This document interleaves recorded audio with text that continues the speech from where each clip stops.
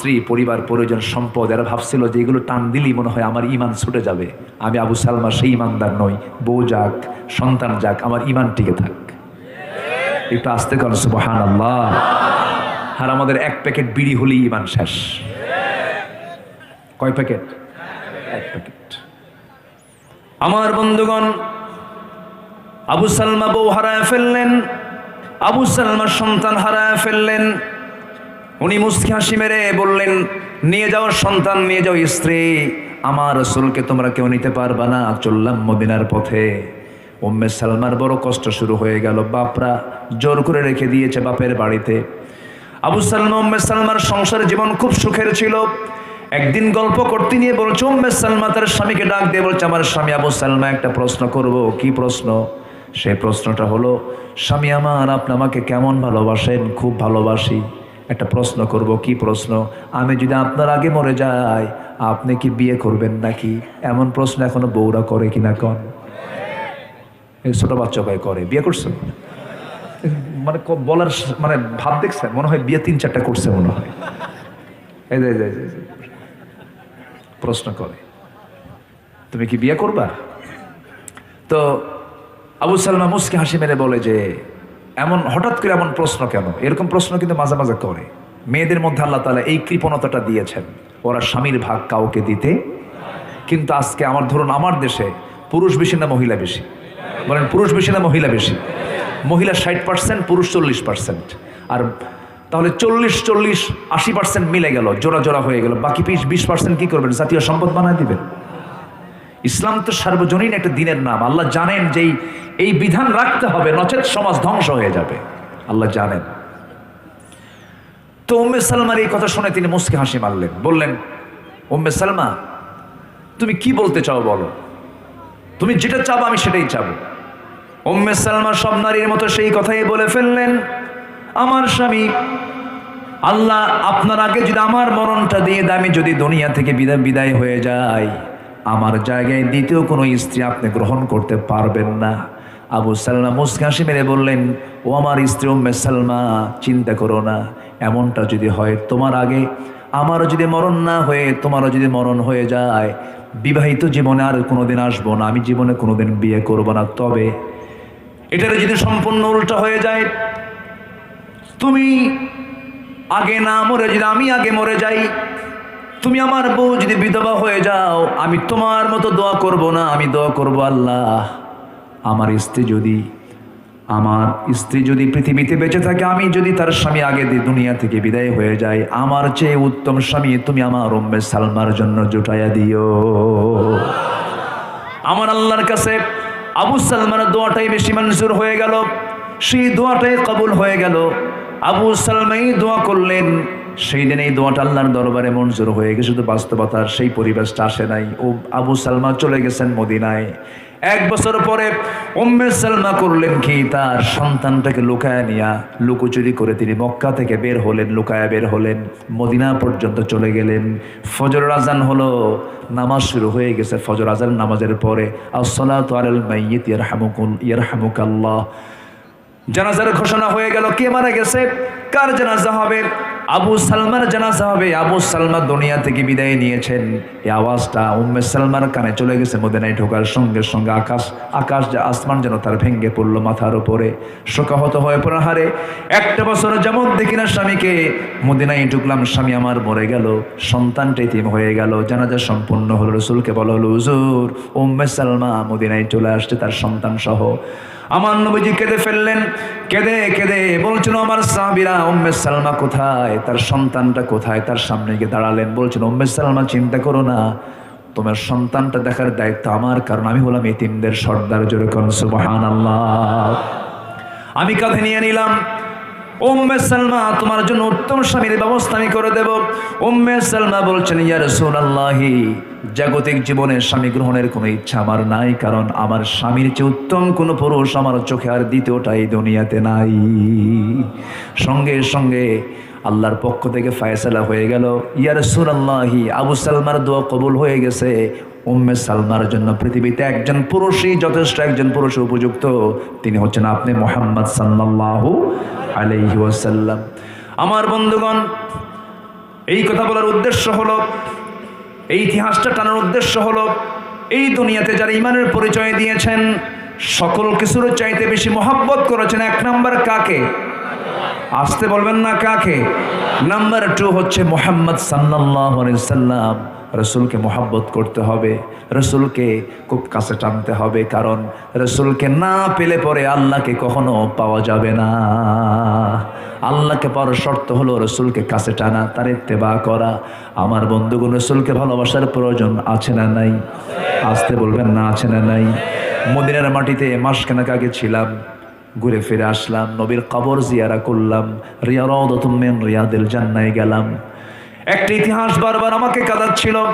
একজন বড় ইমাম ছিলেন, ইমাম মালিক রাহমাতুল্লাহ আলাইহি। মদিনায় যতদিন থেকেছেন কোনো দিন তিনি জুতা পায়ে মদিনার মাটিতে হাঁটেন নাই। বলো হলো ইমাম মালিক, মদিনার মাটিতে তুমি কেন জুতা পায়ে হাঁটো না?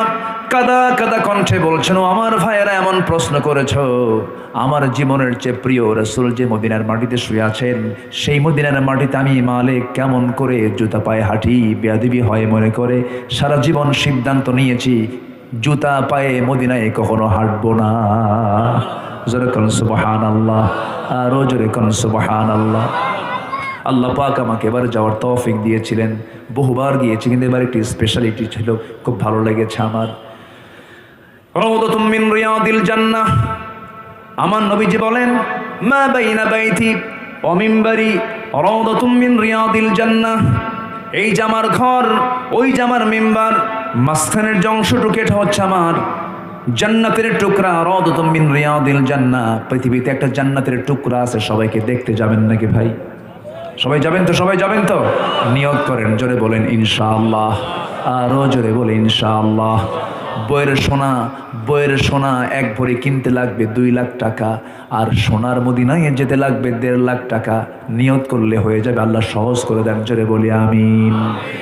আমার বন্ধুগণ, রাত 3টার দিকে ঢুকলাম, অনলাইন করে ঢুকতে হয়, ঢুকলাম, মাত্র 10 মিনিট সময় পাওয়া যায়।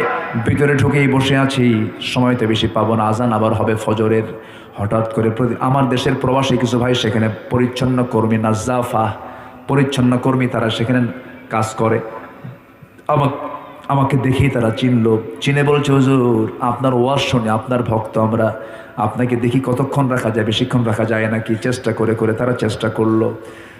ওখানকার প্রশাসনিক এক কর্মকর্তাকে এমন পাম দিছে, আমি জানা তার চেয়ে বেশি বলছে। আমি তো জানি আমি কি পাম দিয়ে, আমার দেশের মানুষ তো অন্তত কিছু না পারলে পাম দিতে পারে, এটা পারে, এটা খুব পাকা, এরা তেল মারতে পারে।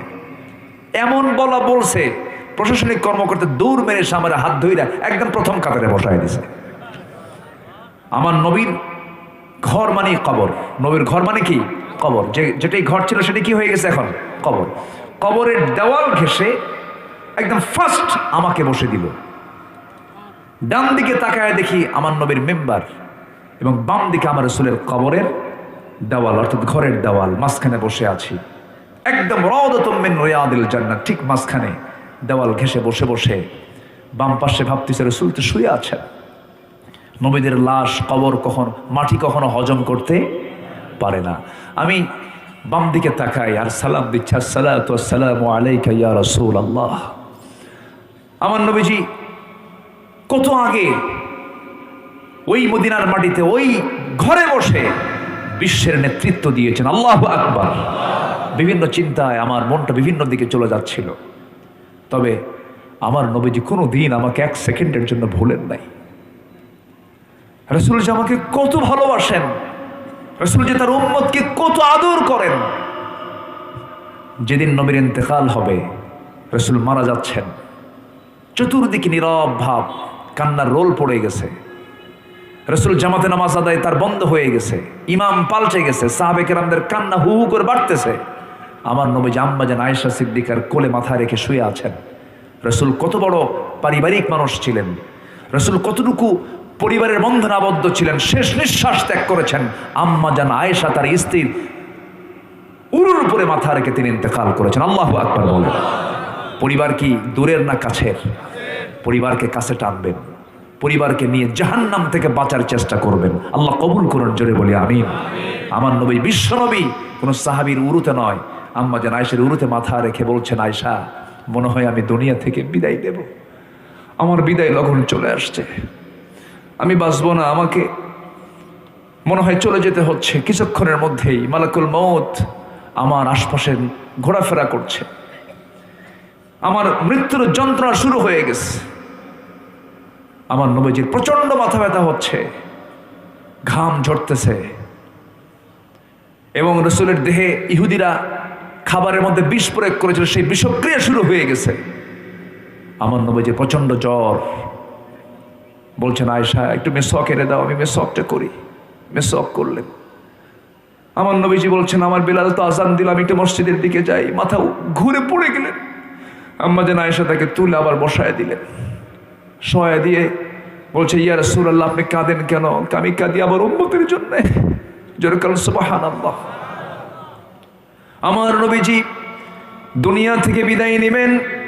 বিদায় নেওয়ার আগ মুহূর্তে রাসূল বলছেন, আয়েশা আমি তো চলে যাচ্ছি, আমার উম্মতকে একটা কথা জানান দিয়ে দিব, আমি উম্মতকে দারুণ ভালোবাসি, উম্মতরা যেন 5 ওয়াক্ত নামাজ না ছেড়ে দেয়।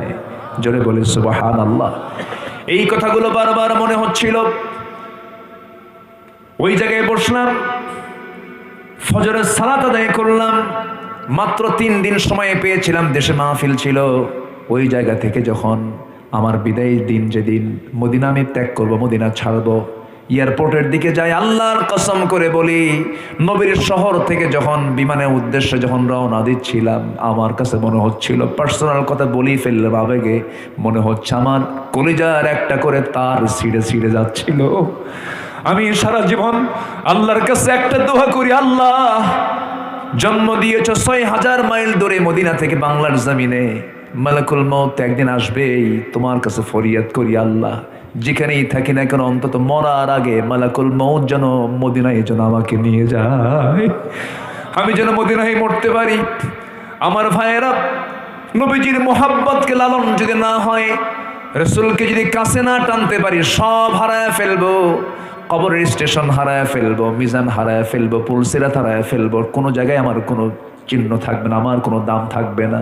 এই জন্য আমার ভাইয়েরা, আল্লাহ পাকের শর্ত জড়িয়ে দিয়েছেন, বান্দা আমাকে পাবি না, আমাকে পাবি নবীর আনুগত্য করলে। জোরে কোন সুবহানাল্লাহ।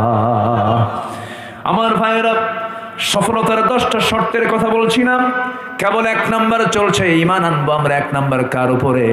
আল্লাহর উপর। আনুগত্য হবে তো কয়জনের বলেন? 2 জনের। আতিউল্লাহ ওয়া আতিউর রাসূল। নাম্বার 2 হলো পরিশুদ্ধিতা, তাজকিয়াতুন নফস। নফসের শুদ্ধতা আনতে হবে পরিপূর্ণ আকারে। নফসের মধ্যে কোনো ভেজাল রাখা যাবে না। নফসের কিছু রোগ আছে। হিংসা একটা রোগ, মিথ্যা কথা বলা একটা রোগ, এরপরে লোভ, অবৈধ লোভ একটা রোগ, অহংকার রোগ। এই সমস্ত রোগগুলো যদি কারোর নফসে যদি বাসা বাঁধে, নফস শেষ হয়ে যাবে। নফসকে আমরা লোভ মুক্ত রাখবো, হিংসা মুক্ত রাখবো, অহংকার মুক্ত রাখবো। জোরে বলি ইনশাআল্লাহ, আর জোরে বলি ইনশাআল্লাহ। হিংসা আছে যার, আমল থাকবে না তার, আমল থাকবে না তার। ইয়াকুম ফিল হাসাদ ফাইনাল হাসাদা ইয়াকুলুল হাসানাত কামা তাকুলুন নারুল হাতাব। হিংসা থেকে নিজেকে দূরে রাখো। হিংসা সকল পাপকে শেষ করে, সকল নেক কাজকে জ্বলে পড়ে ছারখার করে দেয়। যেমন করে কাঠখণ্ড আগুন পেলে পরে কাঠখণ্ড জ্বলে পড়ে ছাই হয়ে যায়, তেমনি হিংসা ঈমানের কাছে যখন চলে আসে, ঈমান শেষ হয়ে যায়, আমল নামাগুলো ধূলিসাৎ হয়ে যায়। হিংসা করা যাবে? হিংসা যে করবে সেই মরবে। যার জন্য হিংসা করতে তার কিছুই হবে না। দেখবেন কিছু কিছু লোক আছে এমন হিংসা করে, একজনের একটু উন্নতি হয়েছে আর একজনের ঘুম হয় না। আছে না, এরকম আছে না? একটা ছেলে বিসিএস ক্যাডার হয়ে গেছে, একটা ছেলে হয়তো বা এমএ পাস করেছে, ভালো একটা চাকরি করে, আরেকজনের ঘুম নাই। তাই আরে মানে ওর মানে জ্বলে যাচ্ছে। আছে কিনা বলেন? আছে কিনা? আছে কিনা? মানে যার উন্নতি তার কোনো টেনশনে নাই, কিন্তু আরেকজন টেনশনে মরতেছে, ওর হলো কেন? না, বলতে হবে আল্লাহ ওরে দিয়েছো তুমি, আল্লাহ আমারও দাও। আমি একটা উদাহরণ প্রায় দিই। আগের যুগে মানুষ বিয়ে করতে যেত হলো ঘোড়ায় চড়ে। তো এক যুবক বিয়ের দিন বিয়ে করবে, ঘোড়া দরকার। আগে একদিন বলে যাচ্ছে, গ্রামের ভিতরে এক মুরব্বী চাচার ঘোড়া আছে, বলতেছে চাচা আমাকে ঘোড়াটা দেওয়া যাবে কি? অমুক দিন আমার বিয়া, তো এই মুরব্বী আবার এই যুবকরে দেখতে পারে না, মানে সহ্য করতে পারে না, এরকম হয় না, হতে পারে, তোরে আমি ঘোরা দেবো না, যা। ও মন টন খারাপ করে বাড়িতে আসছে, রূপক অর্থে বলছি। তো পরের দিন চলে গেছে, হলো পরের দিন সবে কদর, মসজিদে গেছে। মসজিদে যাওয়ার পর নামাজ কালাম পইরা সবার শেষের দোয়া করার জন্য দুটো হাত তুলছে আল্লাহর দরবারে। হাত তুলে কয়, আল্লাহ আজকের রাতে আমার ব্যক্তিগত কোনো চাওয়া নাই, আমি আমার জন্য কিচ্ছু চাবো না, আল্লাহ তোমার কাছে আমার একটা শুধু চাওয়া, সেটা হলো বুড়ার যেন ঘোড়া মরে। বুড়ার যেন কি মরে? ঘোড়া মরে। এই দোয়া করে চলে আসছে বাড়িতে, এসে দেখে মায়ের চোখে পানি। মা কান দেখে, মা তুমি কান্দো কেন? বাবা তোর গরু মরছে।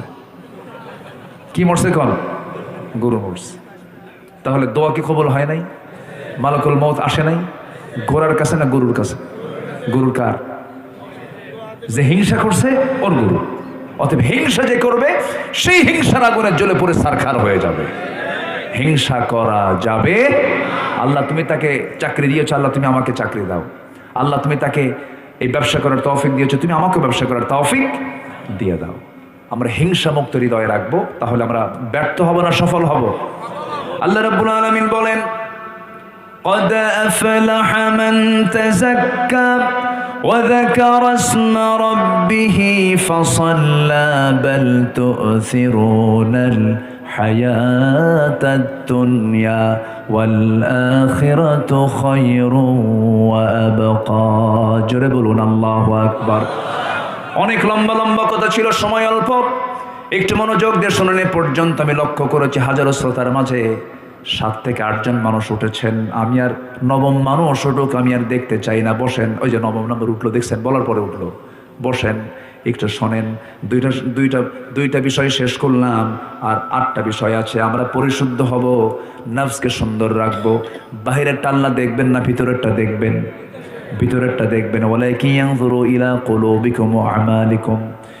নাম্বার 3 হলো সত্যবাদী হওয়া, সত্যের সাক্ষ্য দেওয়া, সত্যবাদীর অন্তর্ভুক্ত হওয়া।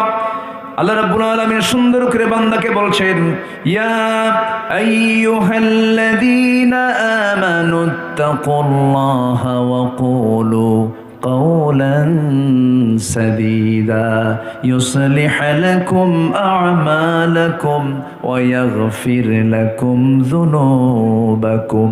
জোরে বলুন আল্লাহু আকবার। সত্যের ফলাফল হলো জান্নাত। সত্যের ফলাফল কি বলেন? জান্নাত। মিথ্যার ফলাফল কি বলেন? জাহান্নাম। মিথ্যার সঙ্গে আমাদের কোনো সম্পর্ক রাখা যাবে না, ধোঁকাবাজি করা যাবে না। নাম্বার 4 হলো তাকওয়া অর্জন করা। তাকওয়া যদি কোনো বান্দা অর্জন করতে পারে, সূরা নূরের 52 নম্বর আয়াতে আল্লাহ রাব্বুল আলামিন বলেন, মাইয়ুতিইল্লাহা ওয়া রাসূলাহু ওয়া ইয়াখশাল্লাহা ওয়া ইয়াত্তাকিহি ফাউলাইকা হুমুল ফাইজুন। জোরে বলুন আল্লাহু আকবার। তারা সফল হয়ে যাবে। নাম্বার 5 হলো ধৈর্যশীলতা। বলেন কি? বলেন কি? ধৈর্যশীলতা। ধৈর্য আছে যার, সফলতা আছে তার। নেতা হতে গেলে কি লাগে? আসতে কন কেন? নেতা যদি গালি না শুনে সে কি নেতা হতে পারবে নাকি? ইনি চেয়ারম্যান ছিলেন, একটা সময় চেয়ারম্যান ছিলেন, গালি কি শোনা লাগে না? এই চেয়ারম্যান তুমি তো ভালো না। কত কথা শুনতে হয়। নেতৃত্ব দিতে গেলে অনেক কথাই কানে আসে, কিন্তু এরপর না শোনার ভান করতে হয়। কারণ ধৈর্যহীন হবেন, হারবেন না জিতবেন, হেরে যাবেন। ধৈর্যশীলতার পরিচয় দেব আমরা সব জায়গায়। ব্যবসা আগে না ধৈর্য আগে? বলেন। কাপড়ের দোকান, আপনার লুঙ্গির দোকান, সাজাদপুরে লুঙ্গি আছে না? এই এলাকায় লুঙ্গি টুঙ্গি হয়? মাশাআল্লাহ, বলি আলহামদুলিল্লাহ। উদাহরণ দিতে সহজ হবে।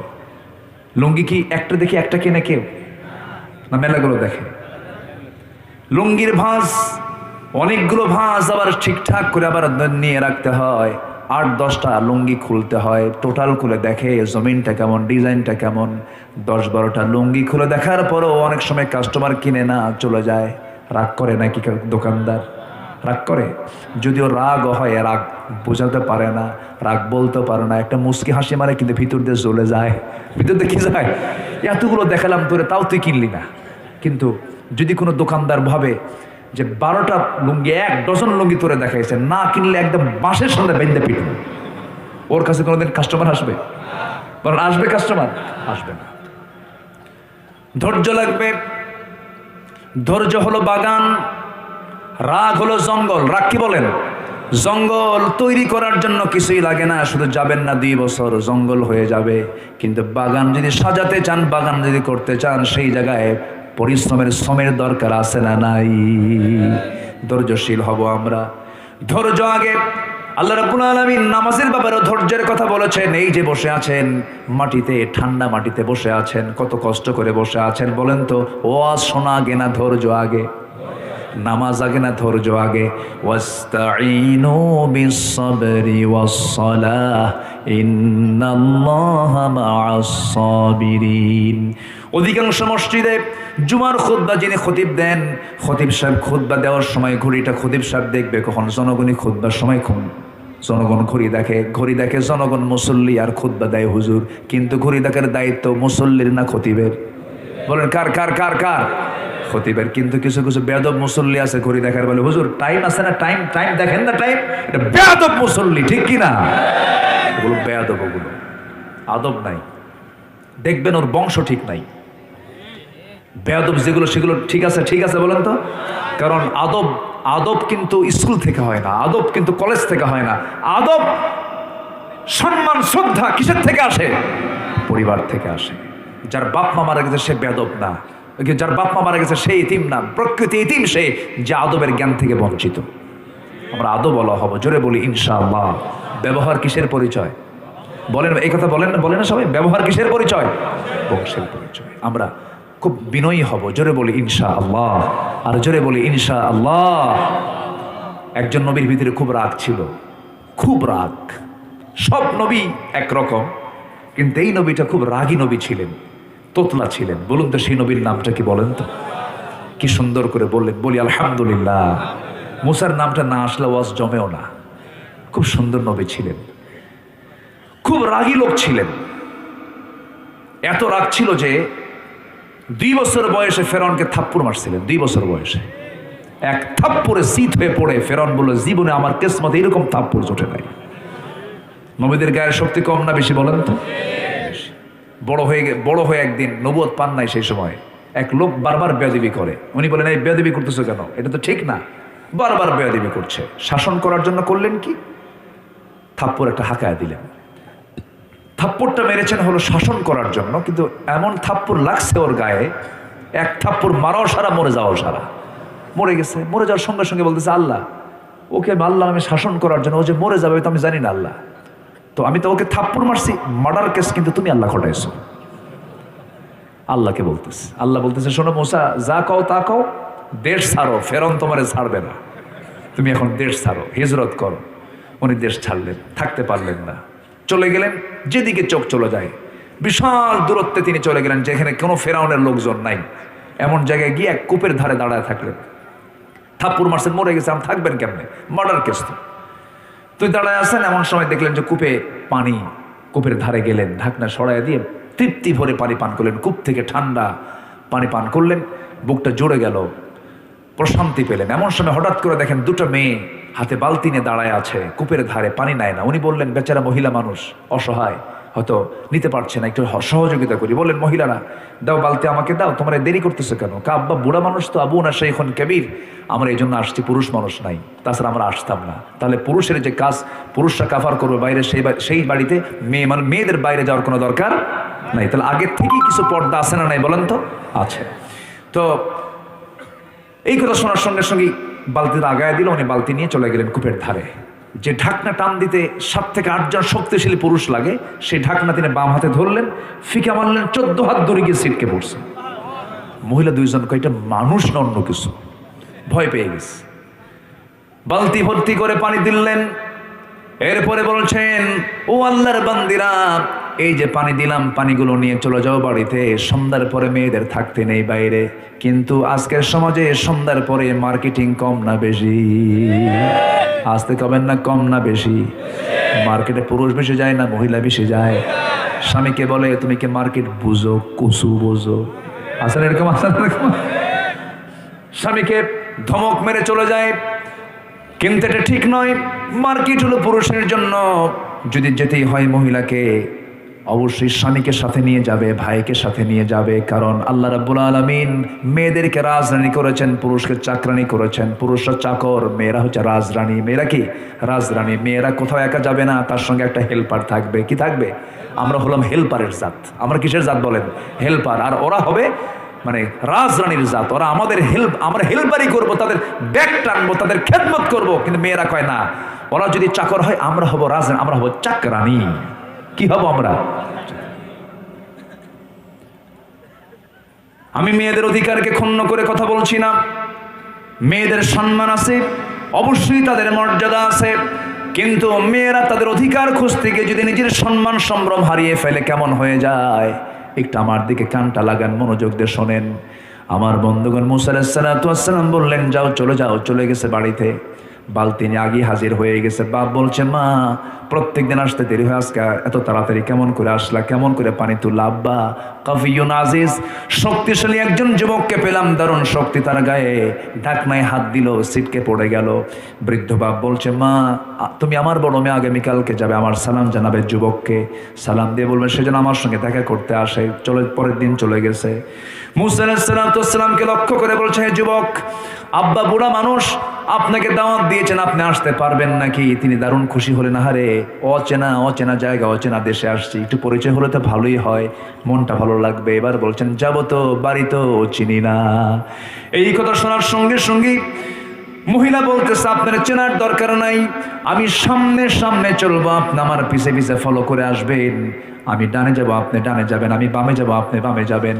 মুসা আলাইহিস সালাতু ওয়াস সালাম বলছেন, তুমি আমাকে যে ভাবে আমাকে যাওয়ার জন্য নির্দেশনা দিচ্ছ, সেই নির্দেশনা মানার মানুষ তো আমি যুবক না। আমি এরকম করে চলে নাই কখনো জীবনে, কারণ আমার সামনে একজন নারী সামনে থাকবে, আমি পুরুষ পিছে পিছে থাকবো। এমন পুরুষের জাত আমি মুসা না। যখন আল্লাহু আকবার। তুমি হলে মহিলা, তুমি একজন কুমারী মানুষ, ইয়াং মহিলা, তুমি আমার সামনে থাকবে, তোমার দিকে আমার নজর পড়ে যাবে, আমার গুনাহ হয়ে যাবে। আমি সামনে সামনে চলবো, তুমি আমার পিছে পিছে থাকবে। আমি যদি কোনো ভুল করি, ডানে যদি যাই, বামে যাওয়ার দরকার, ডানে গেছি, তখন শুধু একটা শব্দ মুখ থেকে বের করবে, বাম ডান, বাম ডান। এর বাইরে একটা কথাও বলতে পারবে না, কারণ বেশি কথা বললে রোগ সৃষ্টি হয়ে যাবে। ঠিক কিনা? ঠিক কিনা? মহিলা মনে মনে কয়, গতকালকে দেখলাম শক্তিশালী যুবক, আজকে দেখি চরিত্রবান যুবক, চেয়ে থাকে না, আমাকে নারীর মর্যাদা দিয়ে সে রেখে দিয়েছে। খুব ভালো একটা ছেলে দেখতেছে, এটা ভালো ছেলে। আদর্শ মেয়েরা দুইটা গুণ পুরুষের পছন্দ করবে। আদর্শ মেয়েরা কয়টা গুণ পছন্দ করবে বলেন? পুরুষের দুইটা গুণ পছন্দ। এক নম্বর হলো চরিত্র, এক নম্বর কি বলেন? চরিত্র। নাম্বার 2 হলো শক্তিশালী যুবক কিনা। এই দুইটা গুণ দেখে মেয়েরা পছন্দ করবে, স্বামী হিসেবে সে গ্রহণ করতে চাইবে। মুসা আলাইহিস সালাতু ওয়াস সালাম সামনে সামনে চললেন। লম্বা কথা শর্ট করে বলছি, পিছিয়ে পিছিয়ে মহিলা আসলেন, গন্তব্যে পৌঁছে গেলেন। বুড়া মানুষের সঙ্গে সাক্ষাৎ হয়ে গেল, সালাম দিয়ে দিলেন। সালাম উত্তর দেওয়ার সঙ্গে সঙ্গে বুড়ার মুখ থেকে, বুড়ো লোকটার মুখ থেকে বের হচ্ছে, হে যুবক, তুমি তো আমাকে সালাম দিয়েছো, আমি তোমাকে চিনি। কে আমি? তোমার নাম তো মুসা। সঙ্গে সঙ্গে তিনি একটু জড়সড় হয়ে গেলেন। এত দূর থেকে এত দূর পর্যন্ত চলে আসলাম, এই লোকটা আমাকে চিনলো কেমনে? না জানি কোন বিপদে পড়ে যাচ্ছি। এবার বলছে, যুবক, তোমার নামই শুধু জানি না, তোমার কামও জানি। কি জানেন কাম? বলেন। থাপ্পড় মারছো, মানুষ মরে গেছে, এরপরে আসছো। আল্লাহু আকবার। কি বেকায়দা! চরম টেনশনে পড়ে গেলেন। আহারে, কোন মুসিবতে যেন পড়ে গেলাম, সব তো জানে, কি যেন হয়ে যায়। এবার মুসকি মুসকি হাসি মেরে বৃদ্ধ লোকটা বলছে, মুসা, কি চিন্তা করো, বিমর্ষ হয়ে যাচ্ছ কেন? আমি তো তোমার শত্রু নই, আমি তো এই মাদিয়ান, এই অঞ্চলের সাধারণ বুড়োদের কাতারের বুড়ো নই। আমার পরিচয় হলো, আল্লাহ রাব্বুল আলামিন আমাকে এমন মর্যাদা দিয়েছেন, আমার পরিচয় হলো ওয়াইলা মাদিয়ানা আখাহুম শুআইবা। আমি হলাম এই মাদিয়ানবাসীর জন্য আল্লাহ পাক আমাকে পয়গম্বর করে পাঠিয়েছেন। আমি হলাম আল্লাহর পয়গম্বর শুআইব আলাইহিস সালাতু ওয়াস সালাম। যেরকম সুবহানাল্লাহ। দারুণ খুশি হয়ে গেছেন যুবক মুসা, দারুণ খুশি হয়ে গেলেন, জজবা ফিরে পেলেন। এবার তিনি জড়িয়ে ধরে অত্যন্ত আনন্দ প্রকাশ করলেন। এবার বলছে, হে মুসা,